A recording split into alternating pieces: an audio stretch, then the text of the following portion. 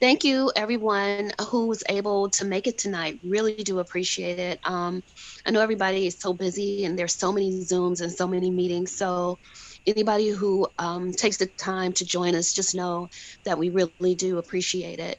Um, Tonight, we are going to talk about racial profiling. That is our topic tonight. And we are more than halfway through our series of conversations. We are on conversation number 4. Am I correct? I think it's number 4. And so we are making our way through. You know, this work and this effort that the Shaker Police Department has been so kind to partner with us on. This work is slow work because almost look at it as working in layers. Addressing and having conversations with adults and finding common ground with adults. Um, then you try to reinforce that with students. Um, and then you prove that it wasn't just words, actual change happens. All of that really takes time. And this is just such a little baby first step for us to meet like this and have these conversations, but it is a step. And, hopefully we will build momentum and keep growing. There have already been some ideas. I really do apologize for my voice. I'm just struggling here with this cold. Um, we do want to build on things that come out of this conversation, make new friendships. We have invited many of the scholars advisors who have been nice enough to share the link with their families and attend the meetings. So we want to build those relationships, start thinking, forward thinking about what changes need to be made, what things haven't been communicated that we do need to start communicating about, making those connections. SAMS is really all about making the necessary connections and finding your voice and knowing how to speak up. Sometimes that voice is angry, but the voice needs to be articulated in a way where it's heard, and on the other side, it has to be a platform that message is received. So all of those things to me really have to come together, and it's just really slow work. So I'll stop talking and turn it over to Deidre Storms, who will be moderating our call. We will have more of a question and answer forum tonight. We are not expecting a presentation or anything on behalf of the police department, but instead we want to lift questions, concerns, and speak your questions. It's totally fine for you to unmute yourself and speak your question or concern. Or you are welcome to put your question in the chat as well. But we want a comfortable, open conversation, question and answer. And thanks again. Okay, Deidre.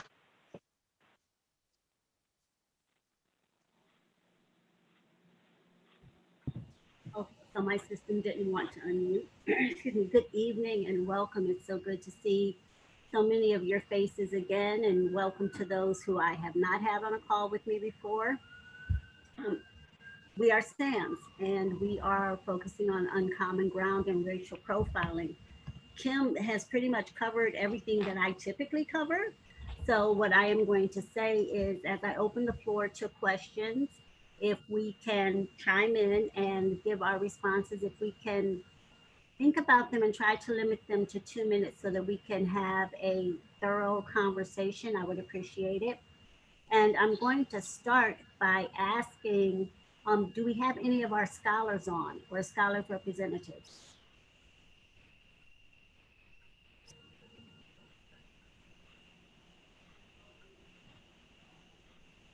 I What I, did see Mr. McIntyre on the call earlier. Yeah, Mr. McIntyre, you're muted. Yes, Hubert McIntyre, Max Scholars Advisor at the high school and the middle school, present. Wonderful. It's nice to have you with us. I'm going to ask you to work with me. We'll take copious notes and take them back to the scholars at the other grade levels. So, starting our conversation in one word, what comes to your mind when someone says racial profiling? what do you think of? What does that incite in your mind or in your spirit? How does it make you feel?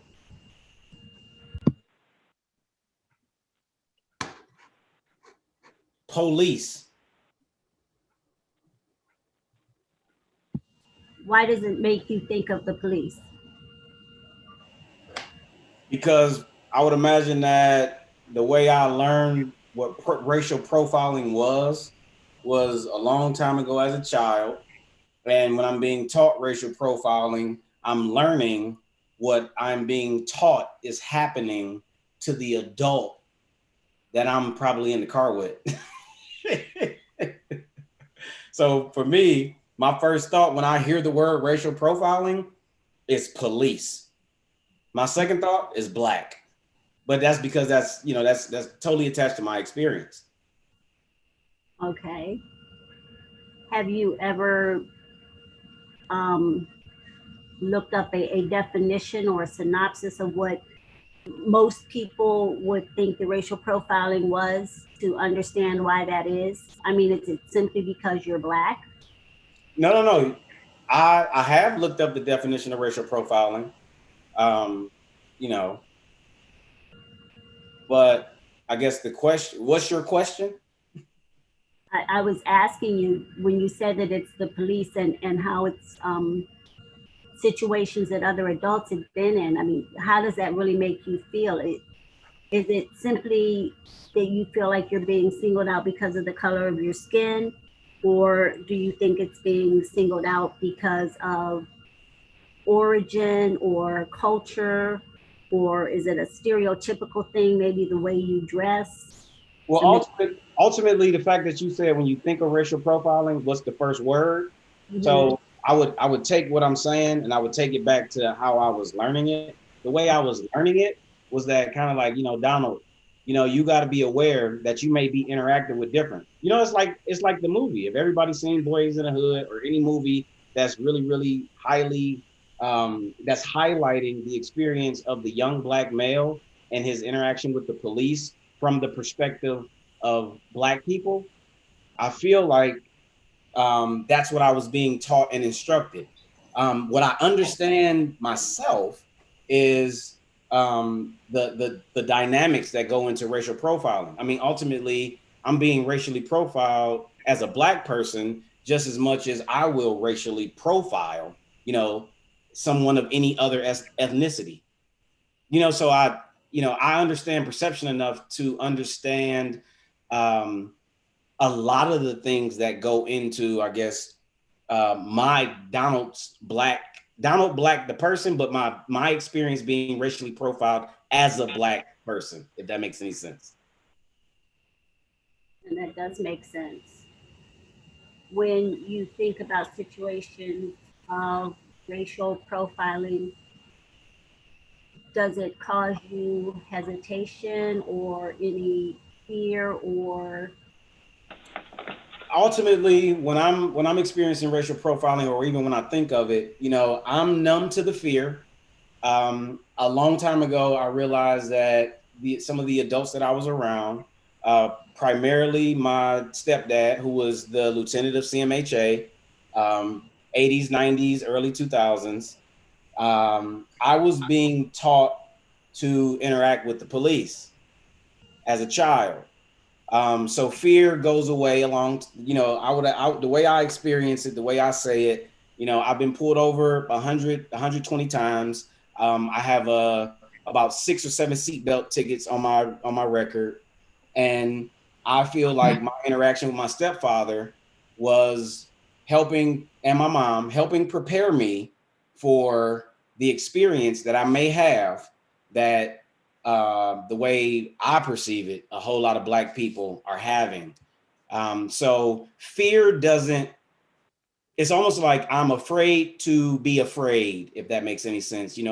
My senses are very heightened and very alert. And I know that I gotta take my wave cap out. I can't reach, keep my hands on the steering wheel and don't dig for, it's like not moving my hands. I mean, I have countless experiences where, I'm purposely not putting my car in drive So when the police come to yank me out of the car, they got to stop and put the car in drive first. As a teenager, living in Cleveland, I was in a lot of wild situations with the police.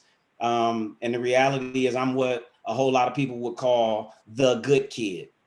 So the adults seem to find it very important to explain to me, like, Donald, no matter how good you are, you're going to have these experiences. So these are the rules of engagement. This is how you walk away. I've seen, I can remember being 8 years old and my mother showing us Cornbread Earl and Me. The first time my mother and my aunts are trying to explain to the 8-year-old little boys this situation that we're all becoming aware of. Whatever happened, like in the 80s, something happened, somebody got killed by the police, and the way they taught us was showing us Cornbread Earl and Me. And what we took away from that movie as children was they shot Cornbread for reaching for a bottle of orange juice. So what that did in my mind is, don't reach. No, fear doesn't come into play. It's too late to be afraid if you got if you got police guns to your head. I understand all of that. With that knowledge, do you feel that it is necessary for you to share your experiences and the same teachings with other Black children, whether it's male or female? Because as we've seen in the news, in a lot of instances, it doesn't discriminate. They don't pick and choose. But do you find yourself sharing the message that your family taught you with others? Yes, I share the message that my family taught me with others all the time because I feel like um, I sit in a lot of conversations about police from regular citizens, and I find myself feeling the need to always reinforce the element of personal responsibility as much as I believe that I have a clear understanding of why we're experiencing some of these things with the police in a very, very narrow way.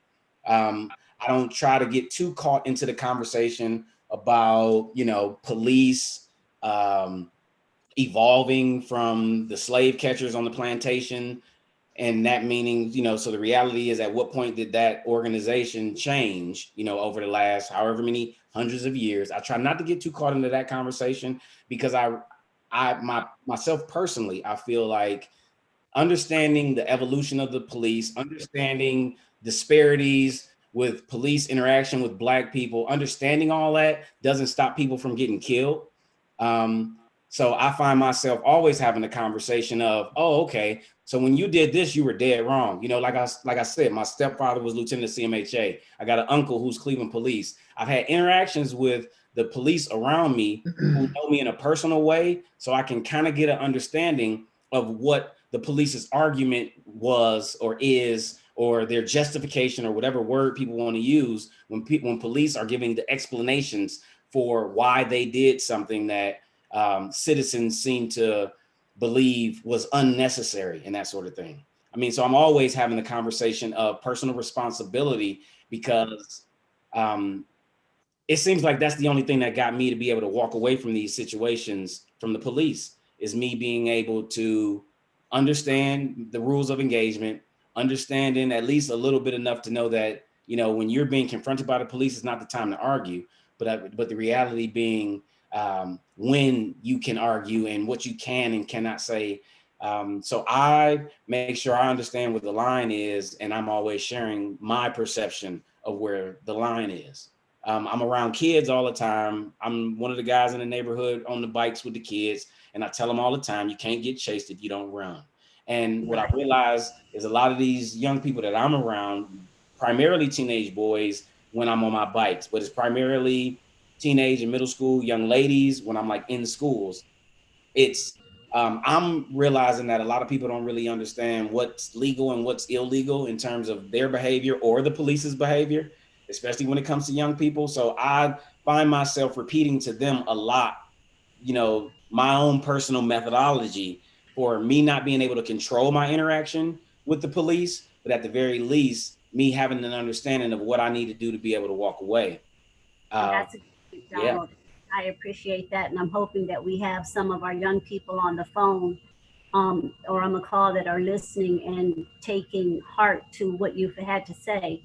We do have another question from an anonymous person that would like to know, how often does the police have training on unconscious bias? Why do they treat all Blacks the same despite the varied backgrounds and culture? Since we all bleed the same, why the stereotyping? And can the police be trusted to give us an accurate account of what they want Blacks to relate to with them, as some behave like they're superior and have intimidation towards Blacks in general? And we do have several officers on the line. Would either of you like to address that? Do I need to read? Go ahead. Yes, this is John Cole, Commander Cole of Shaker Heights Police Department. The first question, that's a multi-part question, so I'll address the training portion. The Shaker Heights Police Department has annual training in bias policing. And on a personal note, I started teaching bias policing in 2009. I came from the Division of Police, the Cleveland Division of Police. The officers, before they hit the street, are to review and look at a bias-based policing statement, which they sign off on, which announces the department and their individual commitment on not to use bias policing tactics in the field, in their action in the city either.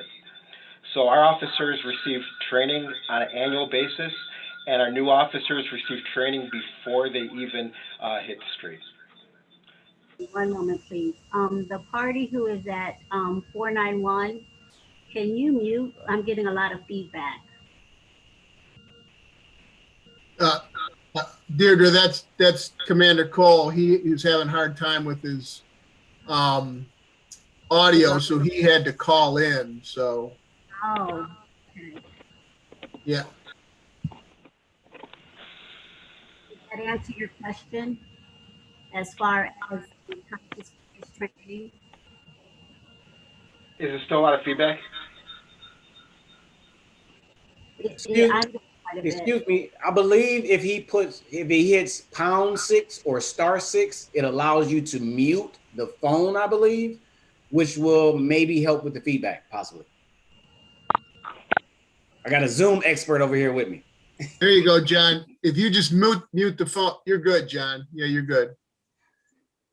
As long as you can unmute it. Can you unmute it? Right. Same thing, unmutes it. Okay. Yeah. Okay, there you go. All right.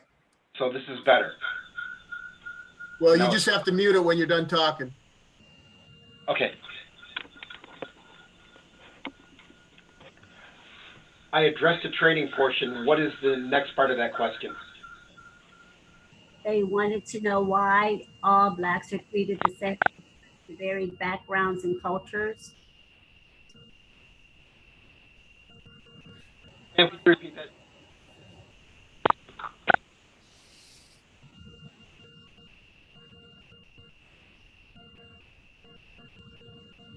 So let me jump in there, Deirdre. I think the question was, the question was, why are all Blacks treated the same despite their varying backgrounds and culture? Is that correct? Correct.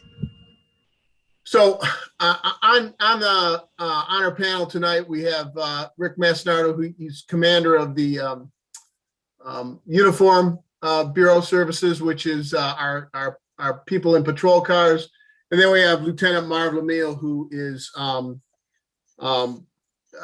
in charge of our investigative bureau services. And they can certainly jump in here after I'm done. But I am not going to sit here and dismiss anybody's feelings. And certainly that question is posed with a statement embedded in it, stating that we do, as a police department, treat all Blacks or African Americans the same, despite their backgrounds, different backgrounds and cultures. Again, I'm not going to dismiss their feelings and perceptions because perceptions are reality, and maybe in their experiences with the police and their families' experiences with the police and their friends' experiences with the police generated stories that made them feel that way. But certainly I wouldn't be doing my job, and I couldn't stand in this Zoom today or be on this panel if I felt that that's the way the Shaker Heights Police Department acted. I thought there was a third part of that question that about intimidating, about us being intimidating or intimidating demeanor or something like that. I could certainly acknowledge that. I mean, policemen are taught from the academy that a command presence is necessary to get their job done in a correct manner. That might be antiquated policing. I think you can have or training, I should say. I think you can have a command presence and be in control of the situation while still communicating correctly with respect and dignity. And certainly I can say that, you know, the training for police, and I said it in a Zoom about 2 weeks ago, is behind in this area. We have a long time ago identified that one of the most important aspects of police work and characteristics of a good police officer is having great communication skills. And we certainly, I think the area of policing is behind in this area in teaching appropriate and very good communication skills. But I guess what I was saying, I would end that with is, again, I don't want to dismiss that person's feelings because those perceptions are real to that person. And there's all sorts of stories that backs up those perceptions. And I get that. And I understand that. But that is certainly not the mantra, nor the mission, nor the values of our police department and how we proceed and carry ourselves. We have another question. The caller wants to know, how do we prepare a young Black teenage male on what to do or say if racially profiled, or if they feel that they're being profiled? We lost John. Commander Cole is he's in charge of our internal affairs investigation, where all of our complaints end up. He's the one who handles them, assigns the investigations, or does the investigations themselves. And I think the most important part is if that is their, if they feel that they've been racially profiled in their interaction with the police department at any place, at any point in time, they absolutely need to come to our department and file a complaint with us, and it will be investigated. And I know that in previous S.A.M.S conversation and in previous conversations we had with the community, one of the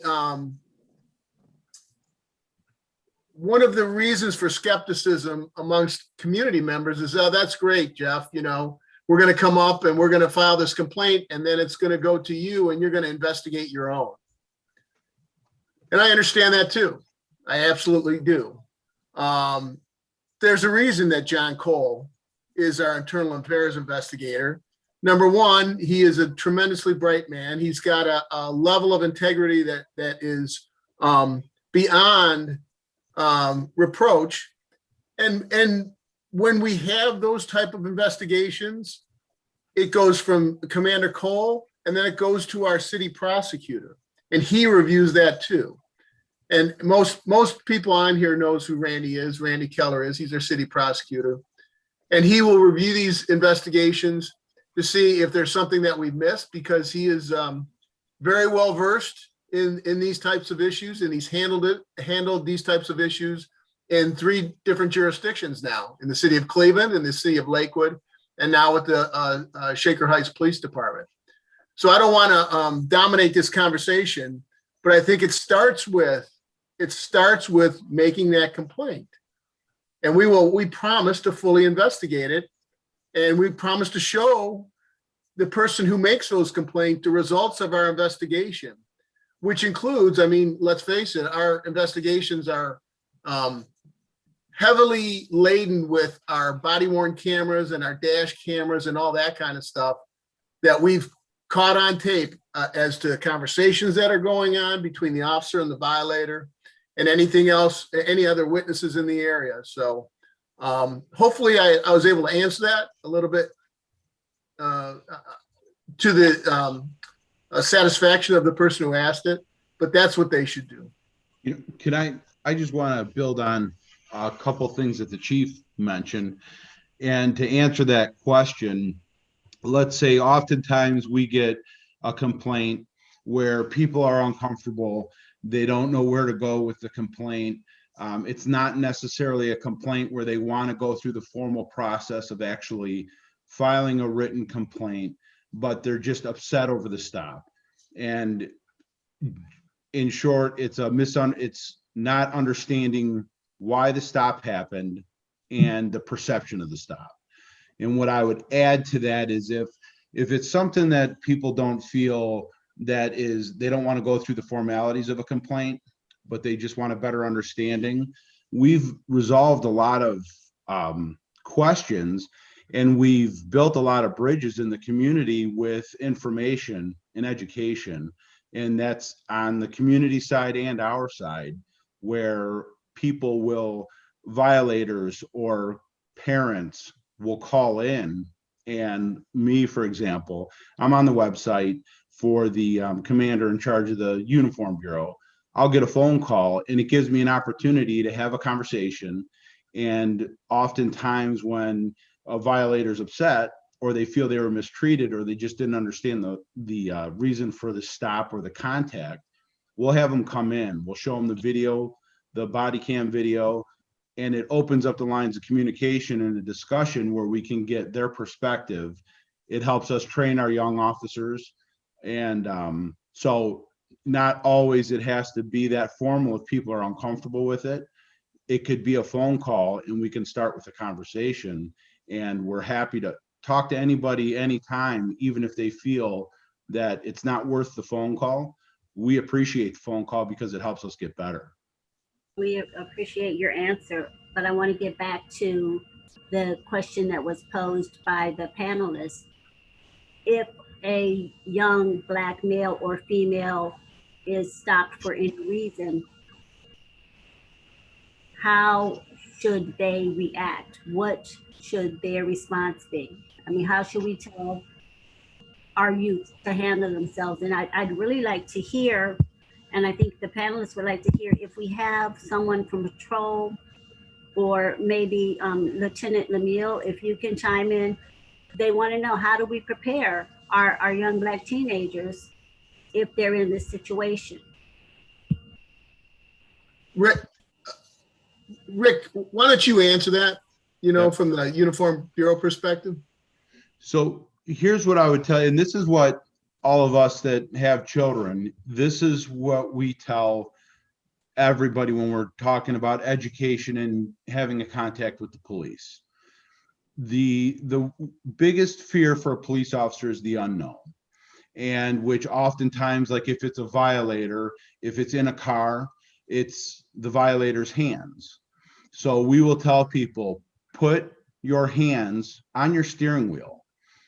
Don't do anything. Don't fumble turn your phone off. Don't reach for your driver's license. Don't reach for your insurance. When the stop is initiated, pull over immediately when you could do so safely. If it's at nighttime, turn your interior lights on so the officer can see. If you have dark tinted windows, roll your windows down so the officer can see inside of the car. Put your hands on top of the steering wheel and wait for the officer's direction. When the officer approaches the car and they explain to you the reason for the stop, then you can ask the officer, okay, I have my driver's license, I have my proof of insurance. Let the officer know where it's at and then ask the officer, would you like me to get my driver's license? It's in my back pocket or it's in my purse. And then follow the directions of the officer, but put it in the officers in there, let them make the decision and let the officer give the direction on when they would like you to retrieve whatever items you need to show your driver's license or proof of insurance. And I would add, Deirdre, for all those violators that are stopped, that are very, very, very aggravated by the stop, because in their mind, they're thinking they didn't do anything. And I think this traffic stop, or whatever kind of stop is a result of racial profiling. I would say this: the best thing that we have going for us right now is, I get the anger there. I get the upset. I get the, why should I listen to you when I feel that you racially profiled me in the stop? And I think all of our officers get that. But what happens, and what Commander Mastardo was talking about, is these stops are very dynamic. Police on a daily basis receive bulletins from all over the United States of other police officers that have been hurt or killed during traffic stops because of things that have happened inside vehicles by violators. So our best advice is, do what Commander Mastardo was saying, because that entire stop, including the reason for that stop, the probable cause for that stop, is going to be on film. So be safe, follow the directions, follow through with just complying with the officer, what the officer's asking, and then come on up and make that complaint if you feel you were racially profiled, because it worked out perfectly. Maybe not to the person who feels they've been racially profiled at that moment, but at that moment, everybody's safe. And now we can get to the business of looking into that incident and really, digging into why that person was stopped. And that's what we want. We want everybody to leave a traffic stop or a stop on the street or wherever those stops are safely. That's the key. I saw, Deidre, you know how I can be a little verbose. I appreciate Mr. Black's comments. And I would tell you, I don't want to talk for Marv or John or Rick, but my 3 kids have had the talk. They know exactly what they have to do when they're stopped. And they get stopped by the police, unfortunately. And they are so conditioned that my oldest son, he even turns the lights on when it's daylight, when he gets stopped by the police. Because I've said, if you get stopped at night, you turn the lights on in your compartment so the police can see inside your compartment. Put your hands on the wheel and you wait and listen to them, right? We've all had those conversations. And again, my kids are so conditioned that they turn their lights on when it's broad daylight, but they just go through those motions to keep themselves safe too. That's good information to share, because that is not something that, from my personal perspective, I was aware of or would have taught my children. Mr. Black, you raised a question. Would you mind unmuting yourself and asking it? Oh yeah, I got like 1,000 questions. Let me see what I typed in here. Okay, well, I got questions too.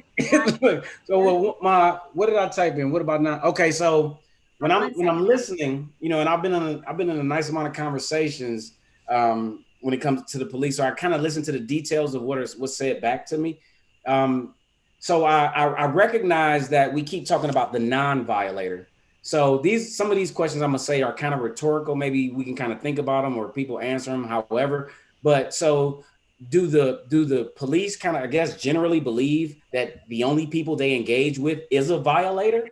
And the reason why I pose that question is because I've been in I can name one situation in Shaker where I was told that I do not fit the description of who we were called to look for, but I'm about to take you through these processes and procedures. So I was told that the police were looking for someone with a different color hoodie and a different color bike, but that didn't stop them from hovering their hand over their gun and having me straddle my bike across a four-way intersection to them.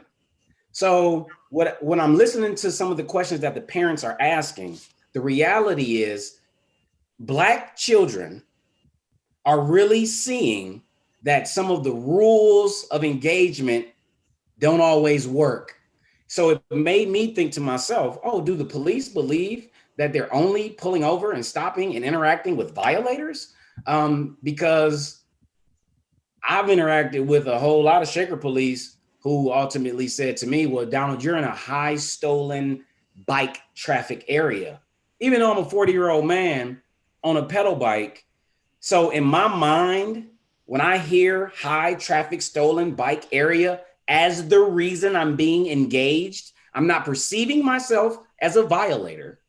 And I'm perceiving myself being profiled based on the description of a bike thief, so to speak. I mean, it's kind of like, my mom has a lot of conversations with me about police. A lot of parents have conversations with me about their children and their interaction with the police. And it seems like if we are going to, it just doesn't really feel completely transparent what's being said. Because a question that popped up in my mind is, do the police, at least the ones on this call, believe that Black children are having the same experience as white children?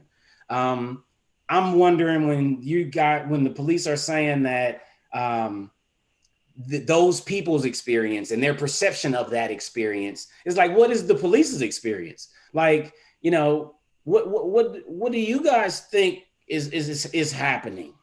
It's a lot of questions being posed based on some of the responses. I feel like ultimately when I'm experiencing institutions and there's a process and procedure, so it seems like it's a lot of conversation of what to do to once the situation happens. Donald's mind wants to know, well, how do we I don't even necessarily want to know, but I'm always thinking about the root cause and how do we stop the interactions from happening?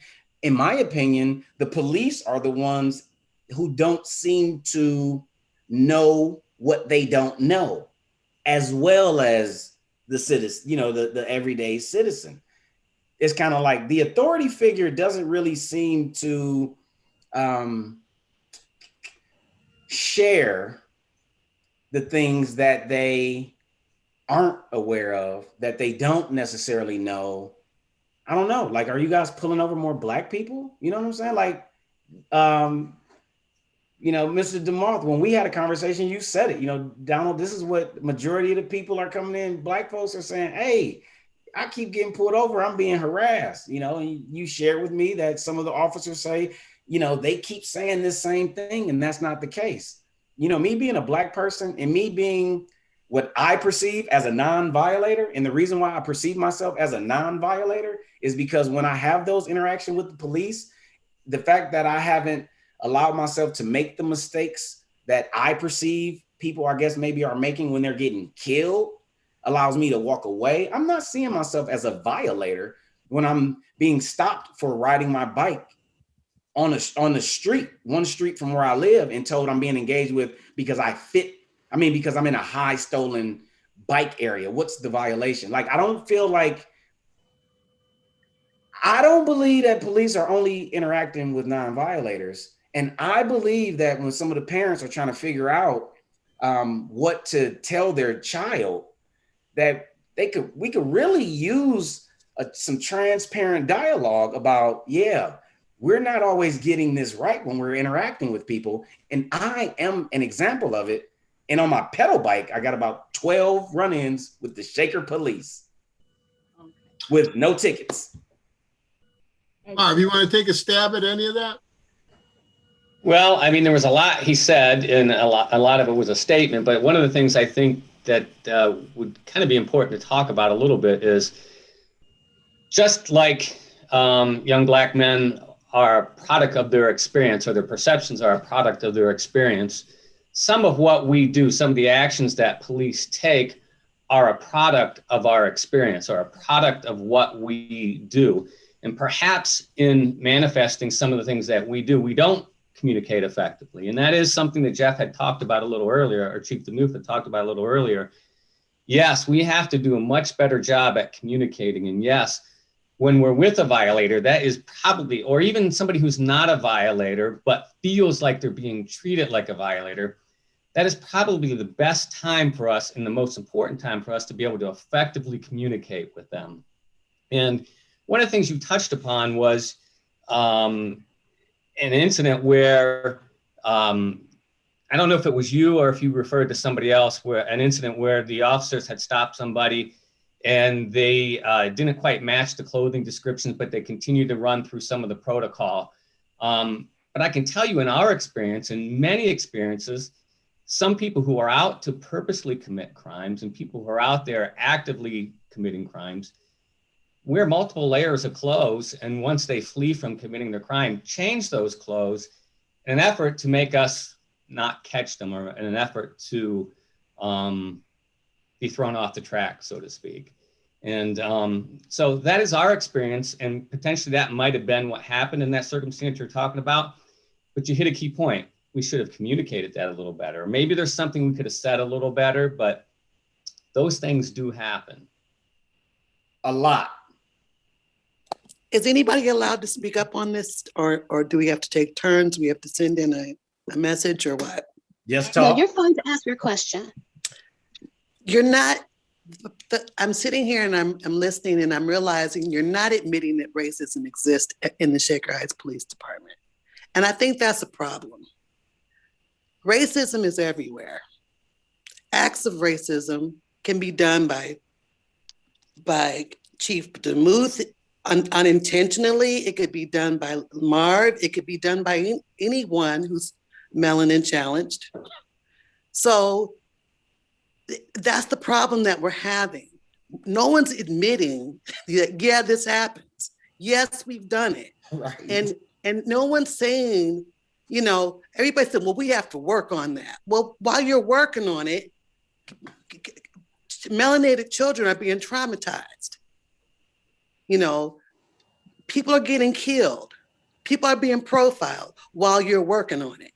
So the problem with this whole thing, I mean, if you didn't see what happened at the Capitol and understand people breaking the law and nothing happened to them, no guns went off in reference to, you know, a massive amount of shooting or no one being arrested on the spot. People were able to go home. Yes, there was a couple of people, several people who passed away, but that was the perfect example. If you couldn't ever imagine one, that there are people who can break the law and nothing happens. And there are people who break the law or not break the law, and they come up with more detrimental things that have happened to them. So Shaker is not squeaky clean. And it's just really frustrating that there's no admitting.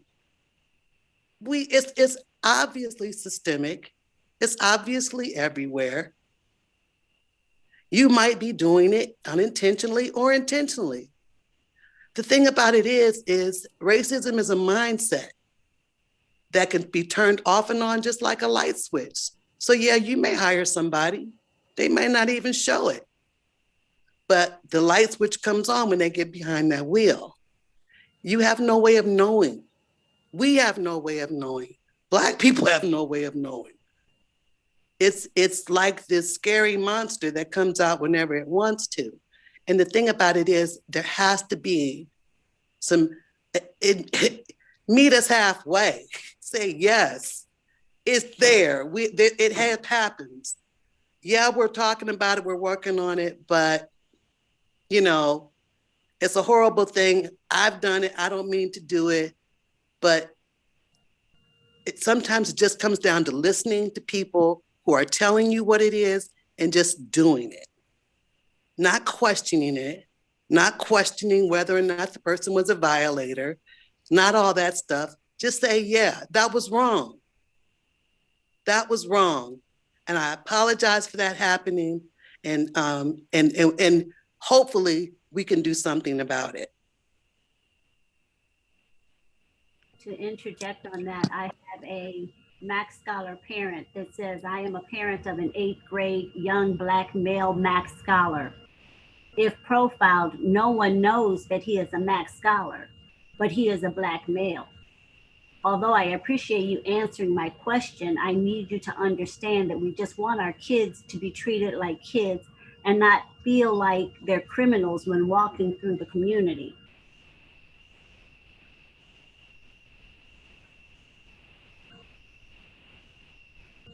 Crickets.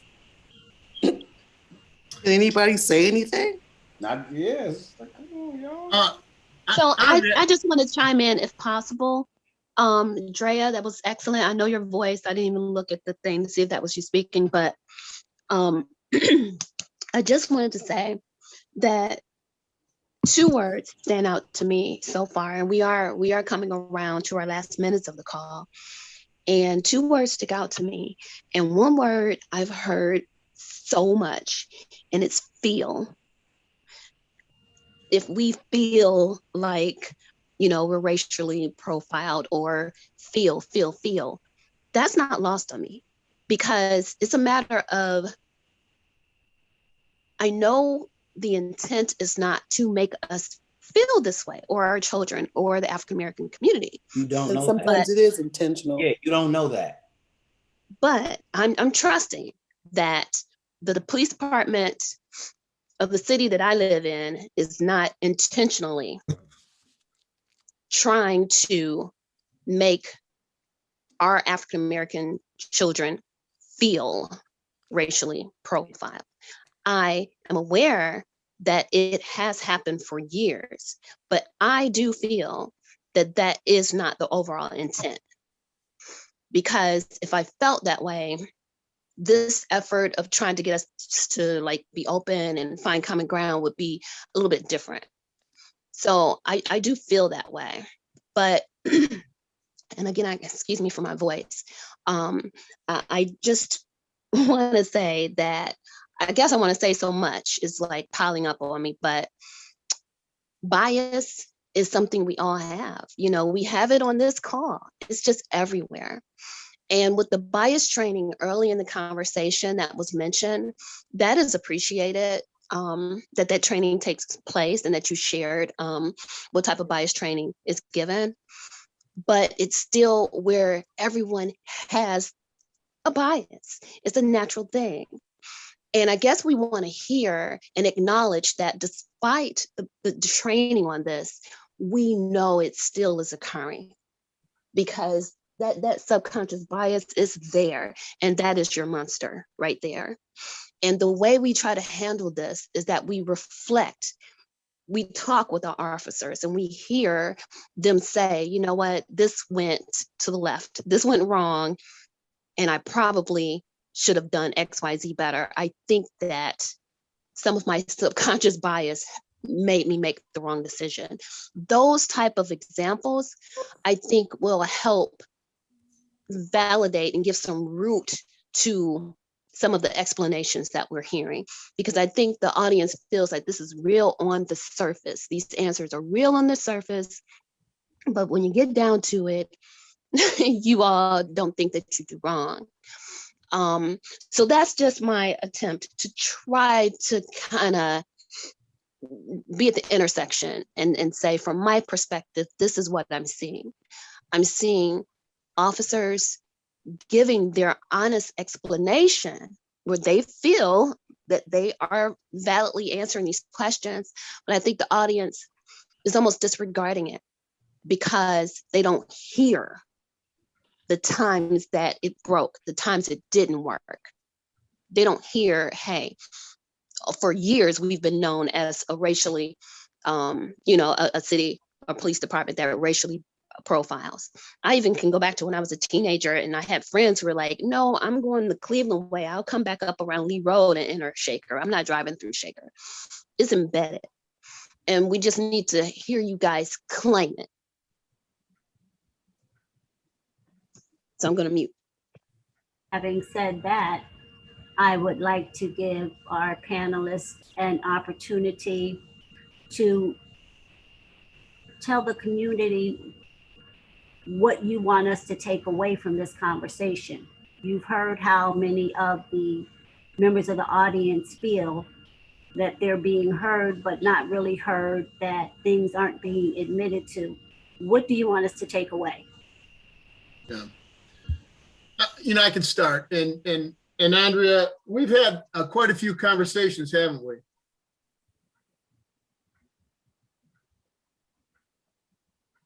Andrea? Yeah, I couldn't unmute myself. Yes. We've had quite a few conversations, and I think Yes, it's been a while. it's been, well, there's this little thing called the pandemic going on. But, yeah, I know. Yeah. I miss you terribly. But the way you approach it, or the way you state it, and which was supported by Mr. Black, was, or how I felt that you were stating it, is that racism is going on in the Shaker Heights Police Department.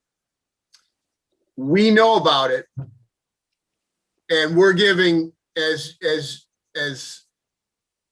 Kim said, but we're just giving surface answers to pacify the people in this group and the members of the community. But that's not what I was saying. Well, okay, I understand. Let me just clear it up real quick, and I know we Okay. got to go. What I'm saying is racism is not something that someone wears on their forehead. And we don't know who is. Yeah. And you might hire someone without even knowing it. Or it might be a couple still there. We just don't know. So Right.